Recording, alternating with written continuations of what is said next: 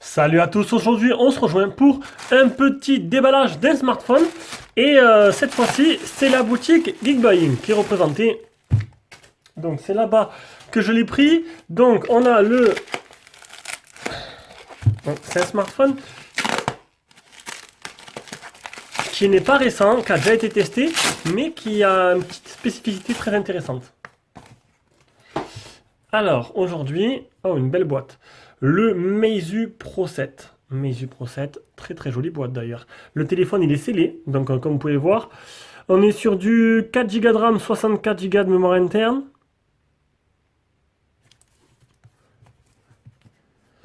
Alors, on va essayer. Donc là, c'est le déballage et la prise en main. Donc il vient de Geekbuying et je vous mets un lien d'achat en dessous dans la vidéo si par hasard le téléphone vous intéresse. Donc dessus, vu qu'il est scellé, il n'y aura pas de ROM custom comme il y a pu avoir certains problèmes sur le Smartisan. D'ailleurs le Smartisan, il y a un tuto qui est sorti qui n'est pas très compliqué. Jérôme l'a fait dernièrement pour un abonné. Donc voilà, si vous vraiment vous ne sentez pas capable de le faire, Jérôme sait le faire. Il suffit de le contacter. Eh ben dis donc, compliqué tout ça. En tout cas la boîte elle a l'air un peu de sortir de l'ordinaire. Très jolie boîte. Franchement, le packaging, il est vraiment monstrueux. Vraiment, ils ont fait fort là-dessus. On va monter peut-être un peu la luminosité. Ça a l'air un peu sombre pour vous. Voilà, ça sera beaucoup mieux. Après, je le réglerai s'il faut par la suite. Alors, voici le téléphone. Je l'ai pris rouge. Ce sera déjà beaucoup mieux pour filmer. L'arrière du téléphone, il est magnifique. Il est magnifique, ce téléphone. Meizu Pro 7. Donc la particularité, vous avez vu, c'est un écran à l'arrière aussi. Donc c'est plutôt bien parce que quand vous allez vous prendre en photo, vous allez pouvoir bien vous voir parce que vous allez avoir la photo qui va apparaître là, vos appels et tout. Bon, c'est un petit gadget, ils ont testé ça. Il faut voir ce que ça vaut.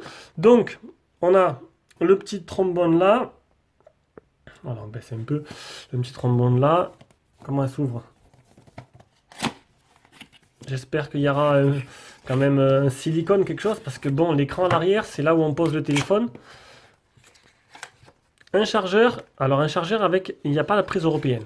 Voilà, donc il faudra un petit adaptateur qui n'était pas fourni avec.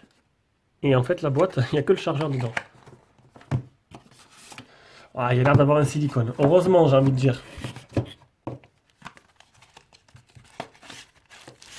Même pas, c'est pas un silicone, c'est une coque en plastique dur. J'espère qu'elle fera bien son travail. Donc, une petite carte VIP Meizu, le chargeur et 2-3 petits fascicules. Alors je sais pas si j'ai pas vu s'il y avait le port jack ou pas. Ouais, il y a port jack. Il est très fin le téléphone en tout cas. Bon, c'est du 5.2. Hein. C'est du 5.2, c'est pas du 18/9. On est sur des formats de l'année dernière. Mais bon, ça veut pas dire que le téléphone, il n'est pas moins joli. Alors la coque, on va la mettre de suite. De toute façon, je n'utiliserai pas sans coque. Donc, bon, les coques en plastique dur, c'est pas exceptionnel. Franchement, je kiffe pas du tout. Mais bon, il faut protéger l'écran à l'arrière. Heureusement qu'il y a une épaisseur, mais bon, il suffit qu'il y ait un petit caillou ou quoi, quand vous le posez, Alors, là, il faut faire attention à l'arrière et à l'avant. Donc, peut-être acheter un film de protection arrière, un film de protection avant. Je vais faire vraiment attention durant le test. Hop. Allez, on va l'allumer. Low battery. Et donc, ça commence bien. Je vais devoir le charger et en faire la review plus tard. Enfin, la review, le déballage, la suite du déballage plus tard. En attendant, on va regarder un peu ce qu'il propose. Donc, on a un double appareil photo arrière avec un double flash LED. Ce petit écran là, qui est un écran OLED normalement. Une coque arrière rouge vraiment magnifique. L'USB type C, le port jack et le haut-parleur. Un téléphone qui est très fin. C'est le deuxième Meizu qu'on aura sur la chaîne. Après le M6S et j'espère faire le E3 aussi. On a le tiroir SIM là, qu'on va ouvrir de suite. Avec 2 nano SIM, donc pas d'extension par carte SD. Les boutons volume power, volume plus moins. Et au-dessus, on n'a rien. Une finition vraiment parfaite. Voilà. Donc, écoutez, on va s'arrêter là pour le moment. Et d'ici une demi-heure, je continuerai le déballage. Allez, on a laissé charger un peu ce petit smartphone un petit peu, voir ce que ça donne.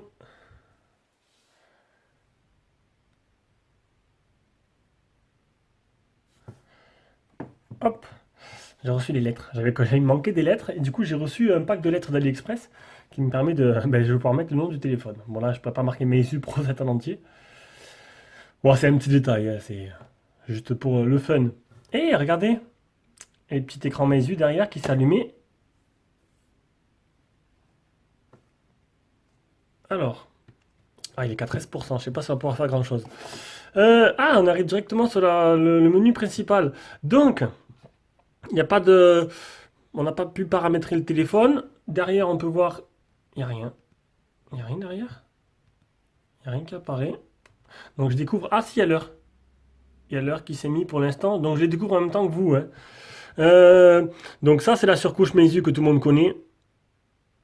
Ou que tout le monde ne connaît pas, hein. Ça dépend. Ça dépend. Alors, à propos du téléphone, on est bien sur le Meizu Pro 7. On va activer... Alors, je sais pas c'est où exactement pour activer développeur mode. Système update. On va mettre d'abord le Wi-Fi, allez. Allez, Wi-Fi activé. On retourne dans les paramètres, système update. Donc, pas de mise à jour, on ne peut pas cliquer dessus. Donc, pourtant, il est scellé. Alors là, je ne peux pas vous dire plus pour l'instant.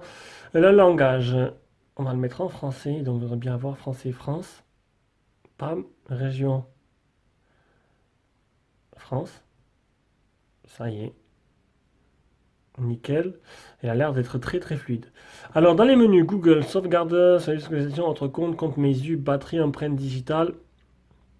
On va faire directement l'empreinte digitale. Ah, c'est avec mot de passe. Avec mot de passe, on va faire un 4x0, on s'en fout, c'est juste pour le test. Hop, ajouter. Ah, c'est vrai que c'est devant. Ça, j'aime bien. Franchement, les capteurs d'empreinte devant. Donc, c'est un bouton qui est physique et tactile. Du coup, on peut appuyer dessus, ça reviendra sur le bouton Home normalement. Ça, c'est bon. Affichage luminosité, mode facile. Donc, tout ça, on verra après. Il a l'air très très fluide. Personnalisé, écran secondaire. On peut customiser l'écran secondaire, un nombre de pas, la météo. La météo, c'est plutôt bien.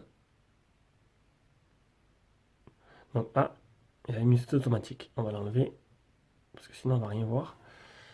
Donc, la météo. Après, 2 fois pour sortir de quoi?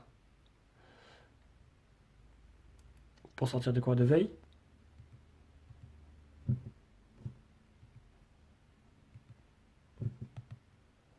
Ouais. Bon, je le découvre en même temps, hein. C'est vraiment un déballage là, hein. Je sais pas trop comment ça marche. On verra bien. Voilà. Donc, pour l'instant, il a l'air super fluide. Ça, c'est le principal. Fond d'écran. On va changer le fond d'écran pour essayer de vous montrer un peu l'optimisation. Bon, c'est pas non plus. Non, je me suis trompé. C'est pas l'optimisation suprême, hein. Faut dire ce qui est. Les deux. Ok. Ça y est. Donc, regardez. Niveau optimisation, on est encore sur les standards, comme je vous l'ai dit, de l'année dernière. Mais bon, il est très joli. Apparemment, ça s'allume quand on bascule le téléphone. Voilà. Ça a l'air super sympa. Je vais essayer un truc. Donc là, c'est la photo. Comment on active le mode photo? Ah, on peut slider. Aucune donnée. La météo, le nombre de pas. Aucune donnée. Et comment on fait pour apparaître? Tac.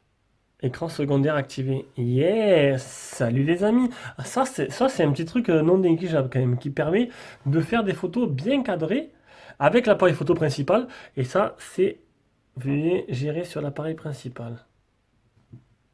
Comment tu prends la photo du coup? À mon avis, ça doit... Je sais pas.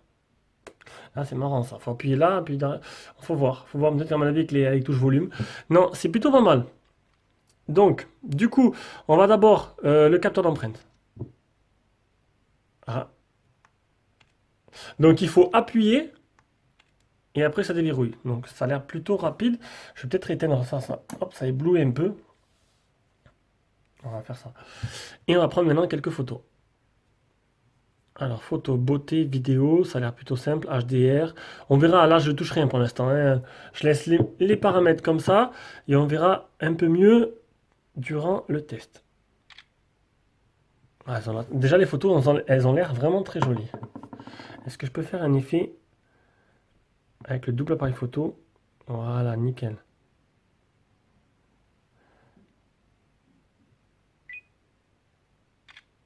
Donc là, j'ai activé le mode bokeh.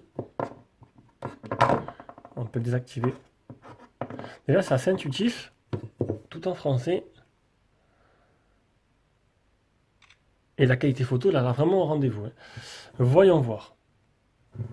Donc, c'est les premières photos. Ah ouais, c'est magnifique. La qualité photo est vraiment belle. Pas mal, vraiment pas mal du tout.